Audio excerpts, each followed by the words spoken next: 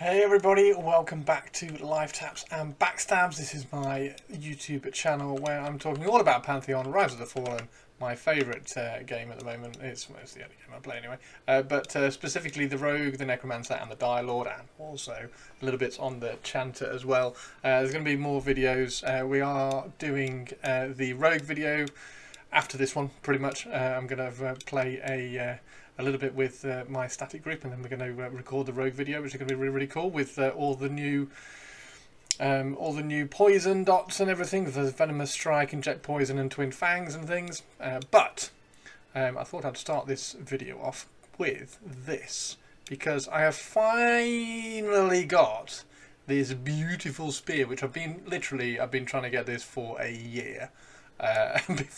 Before Seasons came out, when the mob got dropped into the game up in the graveyard, there is an archleech up in the graveyard, and he drops a spear called the Fellspike. So I finally picked this up last night.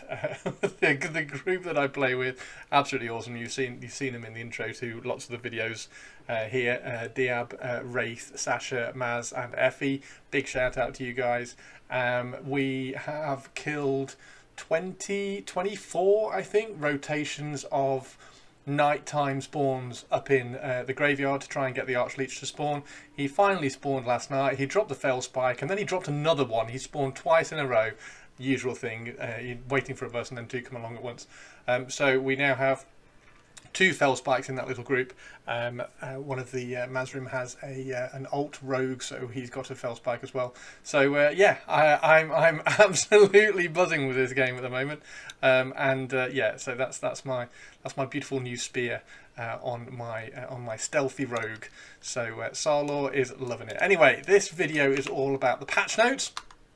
So what we are going to do is going to bring the patch notes up here and have a quick flick through them. They're very, very simple, very, very quick to kind of run through all of these. Some nice changes. Then obviously we're going to get the... finally, I know I keep saying this, finally we're going to get the Rogue feedback video. They keep adding things to the Rogue.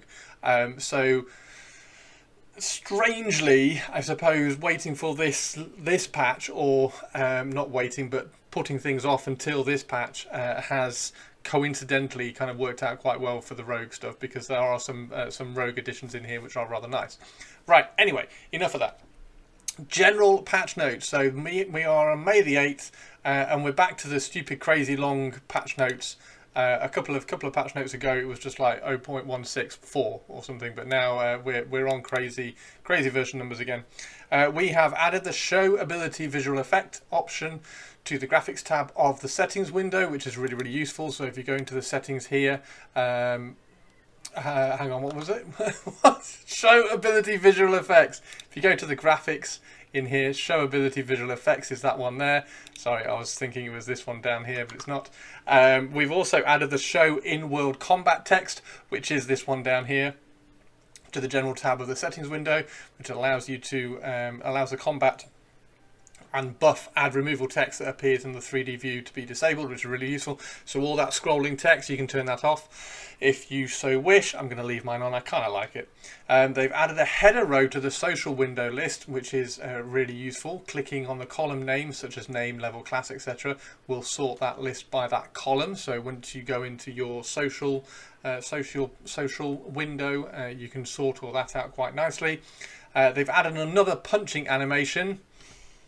I don't know what that is. I'm going to have to take my weapons off. My hand-to-hand is now no longer maxed, because I have just dinged I solo again. So if anybody tells you rogues can't solo, they are lying. They can.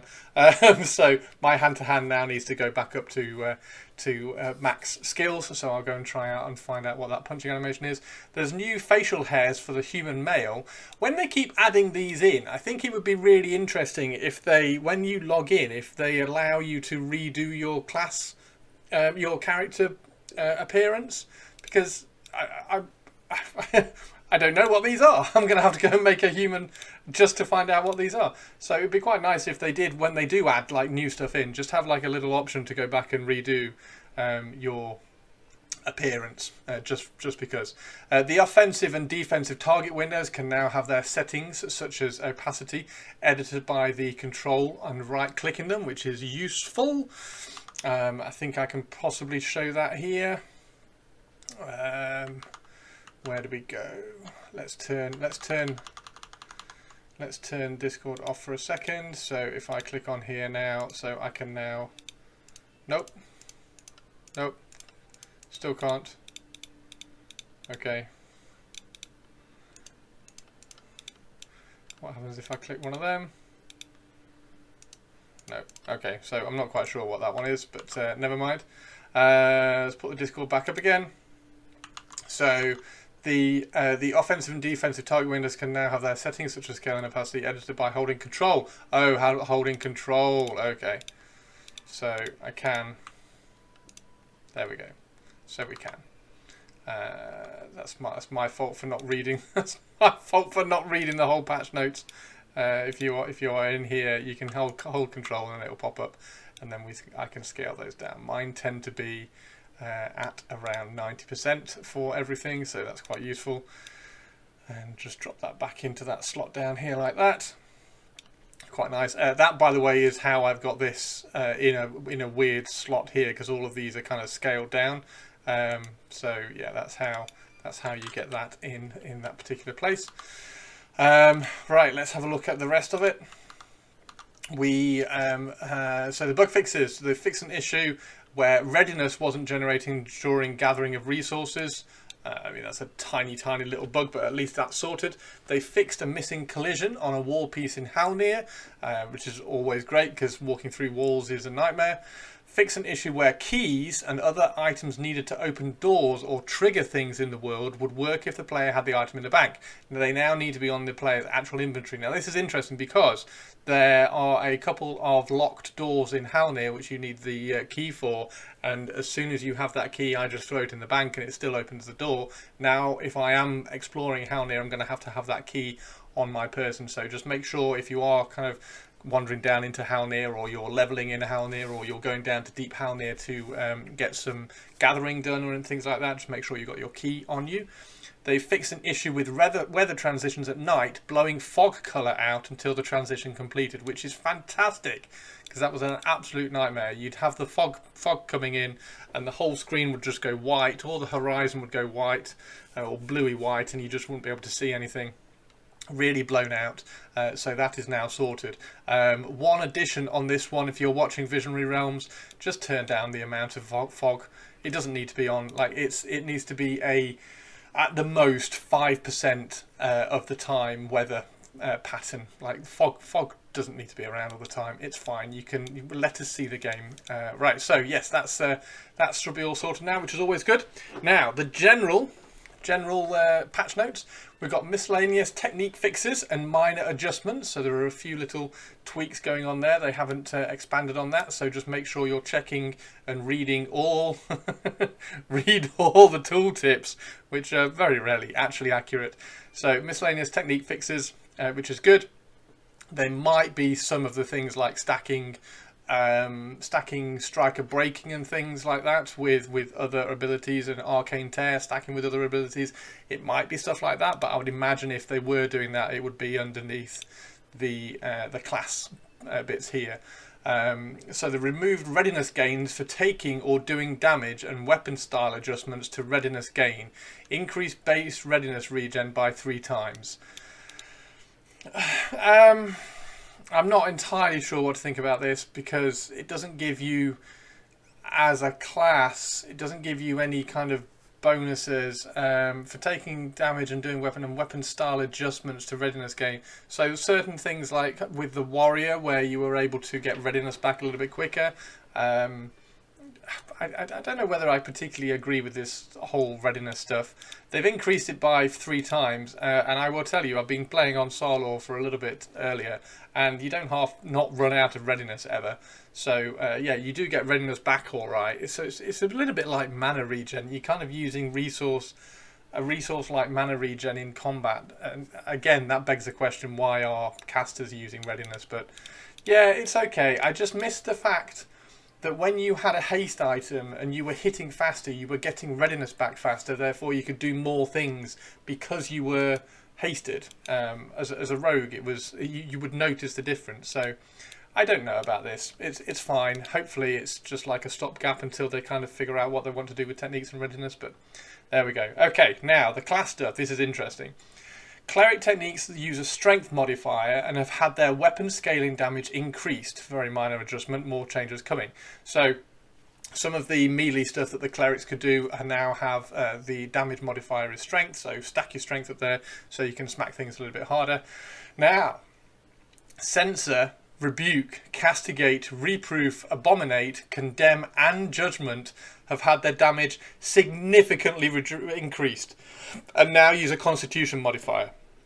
Now this is cool as well because constitution, I don't know whether it's going to stay or not, but constitution also affected your heals.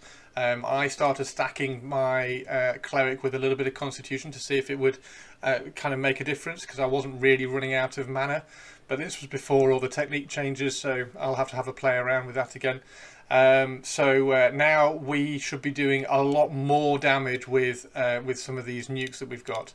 Might actually be worth putting on the bar now. We will see. I have an amazing cleric in my group, Sasha, so maybe Sasha is going to be pulling aggro from the Dire Lord a little bit more often now. It's a very, very good Dire Lord, I doubt it. Right, so reduce the bonus to readiness generation for the Writ line to 10, 15 and 20% to be more in line with the latest readiness changes. So now we're going to get more readiness, well, we're going to get a little bit more balanced readiness from the Writ line, which is a buff that the clerics get that give you a buff to readiness regeneration. But it's already gone up by 3 times anyway, so this should be quite interesting. It would be cool to get into a group tonight and see how this kind of all plays out. Now, the Dire Lord, new skills should now properly add provoking phantom stacks, which is great. There were certain things like Arcane Tear 1 and 2 no longer gave provoking phantom stacks and things like that. So now they add those stacks in properly. The new Devour lines didn't add provoking phantom stacks, so now they now do add those back on again, which was the premier source of aggro for the Dire Lord. Call of the Dire finally has now been reduced to 200 essence. It needs its cooldown dropping down as well. I think it's 3 minutes at the moment, which is just insane. It needs to be dropped down to 1.5 minutes at the most. Like that's the minimum it needs to be. If it drops it down to 1.5 minutes, it might start competing for a level for a spot on the bar. The Enchanter, delayed wound, which is our you drop a debuff on the mob called delayed wound, and then after 8 seconds it hits the mob for some damage, and if it's mezzed at the time, then it hits it for even more damage, which was kind of the way the Chanter used to be able to solo. So you would mez the mob, delayed wound it, debuff it, delayed wound it, and then it would break mez, do lots of damage, and then you'd mez it again and rinse and repeat.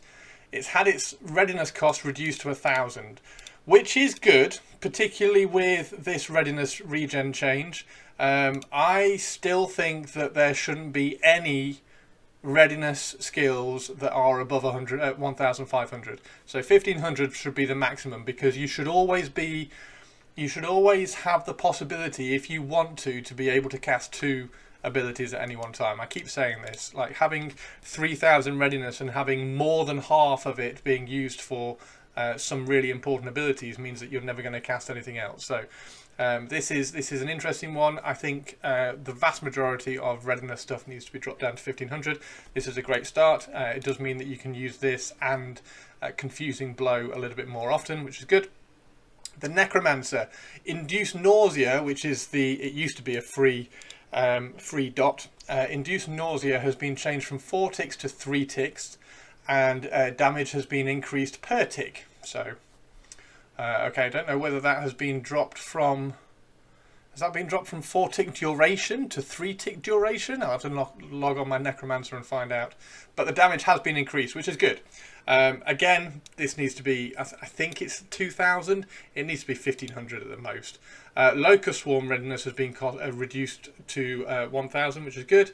And then the Sicken base damage tick has increased, which is great. That's the Sicken, the kind of the main corruption dot that the Necromancers get, the main line.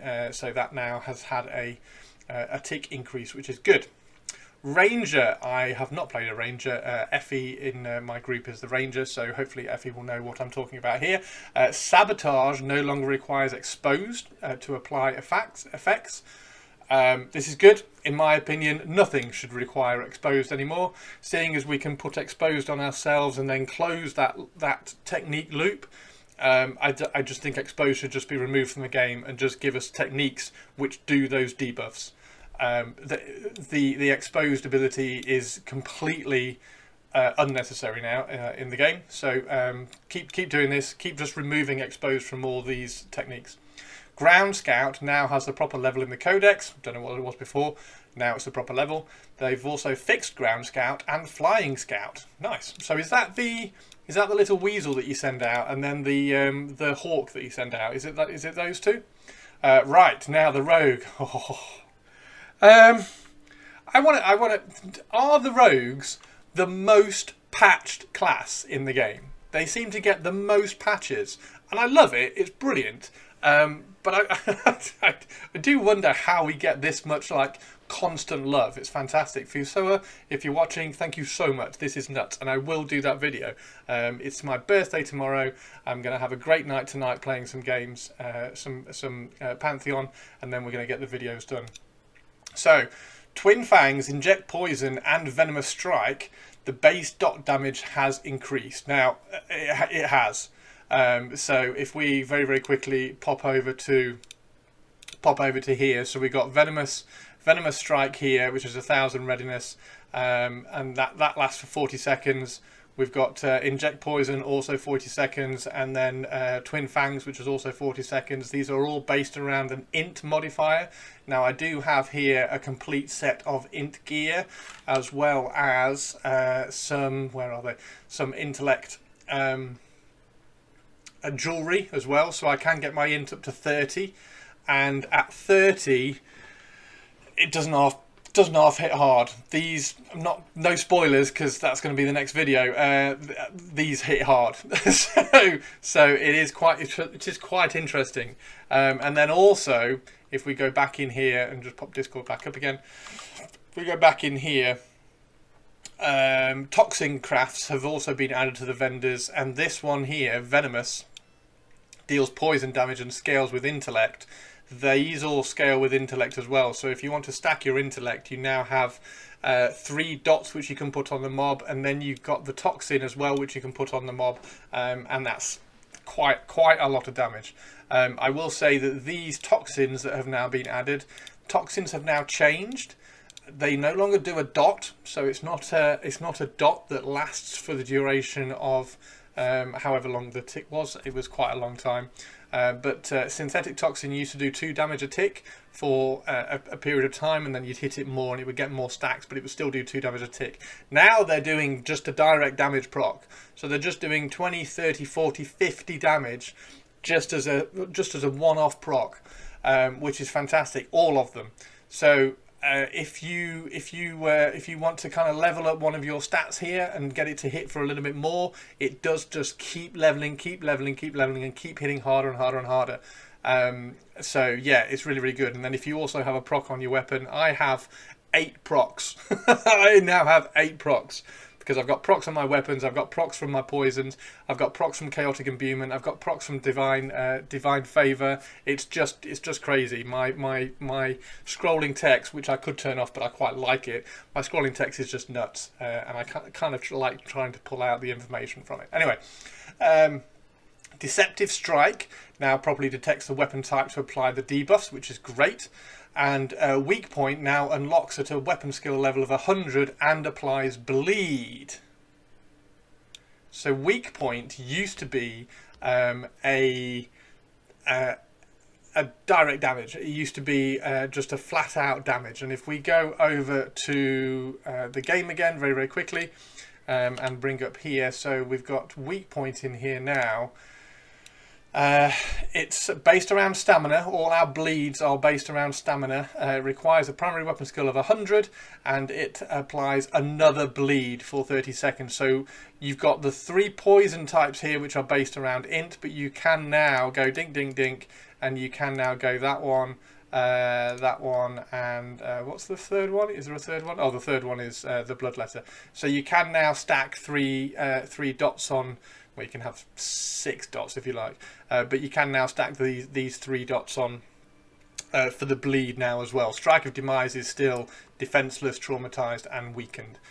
For those of you who are interested in that one. Okay, and yeah, so it's really good. Fantastic. Watch out for the video over the weekend. I'm going to do a video about all of these. It doesn't half push your DPS and gives you an interesting way of kind of taking your builds. And if they do this sort of stuff for all the classes, which they clearly are doing, like the cleric here starting to use a strength modifier, more changes are coming, things like that, it's going to be really good. The game's going to be in a great place. So this change is fantastic. So yeah, great. The wind dagger is fixed on the summoner. Don't play the summoner, hate the class.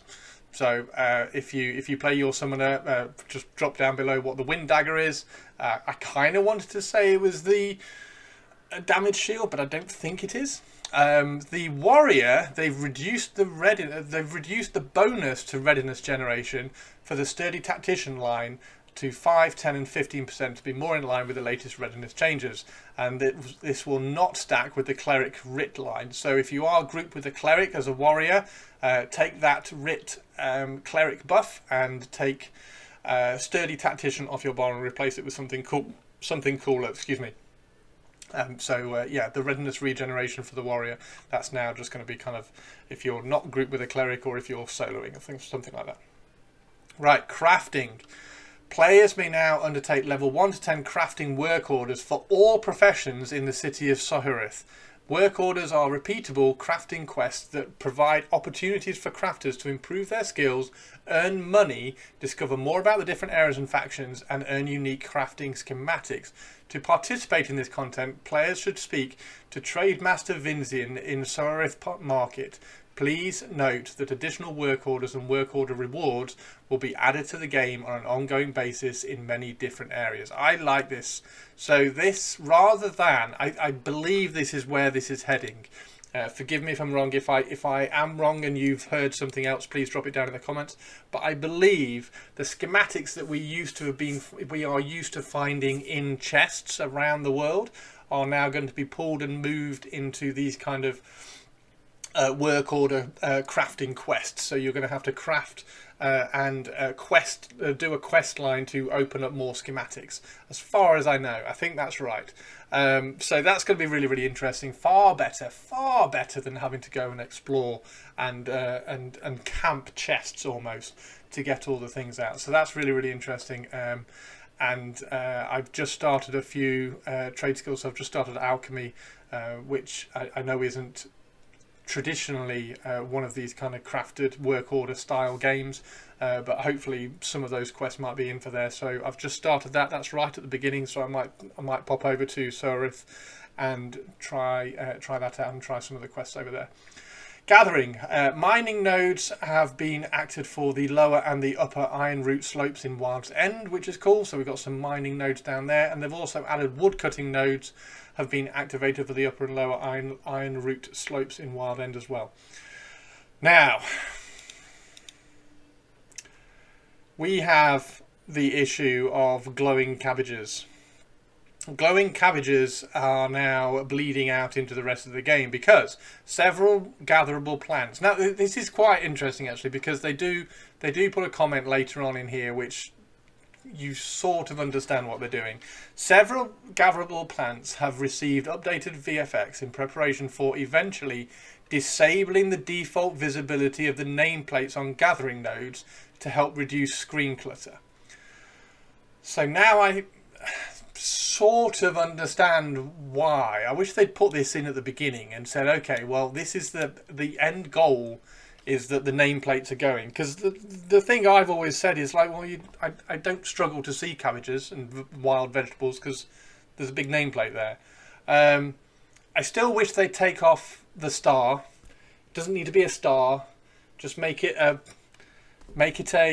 look like pollen or something that's floating off The flame lily and stuff, that sort of makes sense that it's kind of orangey, but it doesn't need to be a star graphic. Just change the graphic to be a circle. Just change it to be a circle or something. I don't know, but like have them as magical pollen floating off or magical seeds floating off, like when you blow a dandelion clock and you get the seeds floating off. Just make it something like that.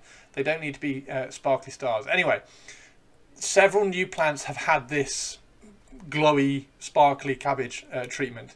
The new effect should be less noticeable during the day, but help with locating these plants at night. Please note that you will see some what you see may vary depending on your monitor settings. Additional node types will be updated in future updates.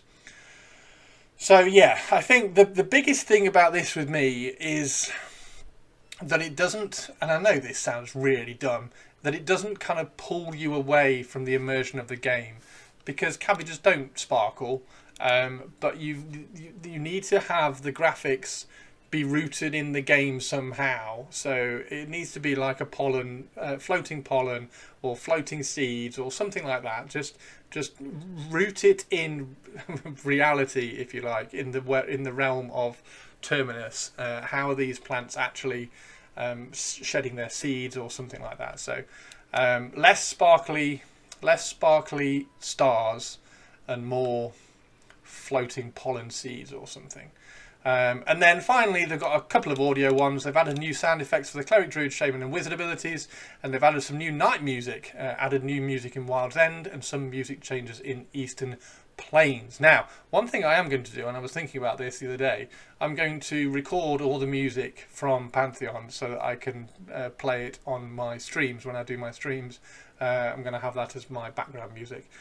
Because I have background music for Eve, I have the background music for Armored Core, so I think it would be really, really cool to have the background music for Pantheon as well as one of my background themes for my stream. So yeah, there we go. They are the patch notes for May the 8th. I am now going to log off. I'm going to go and play some Pantheon. We're going to get my gang on. In fact, here is one. Hello, Mr. Diab.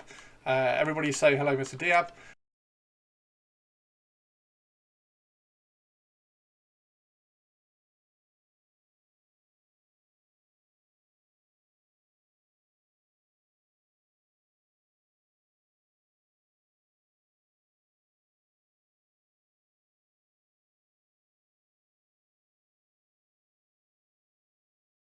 And yeah, so we're going to go and find out and see what we can do. So yeah, thanks very much, everybody. Take care, and I will see you all later. Thanks very much, everybody. Take care. Bye-bye.